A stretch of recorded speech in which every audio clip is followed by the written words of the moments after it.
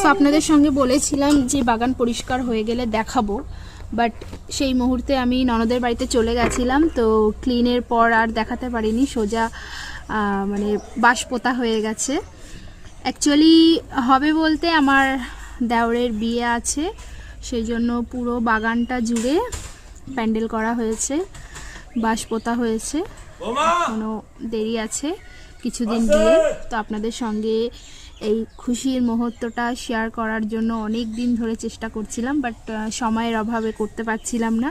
তো ফাইনালি আজকে আমি বলে দিলাম যে আমার দেওরের বিয়ে আছে, তো এই কারণে বাগানটা পরিষ্কার হয়েছিল অ্যান্ড ফাইনালি এখানে প্যান্ডেলের বাঁশ পোতা হয়ে গেছে। তো আমি উপর থেকে ভিডিওটা আপনাদের দেখিয়ে দিচ্ছি। কোনো একটা ভিডিওতে আমি আপনাদের সঙ্গে পুরো প্যান্ডেলটা কিভাবে কি হচ্ছে, কোথায় কি হবে, সমস্ত কিছু শেয়ার করব। ওকে, বাই বাই।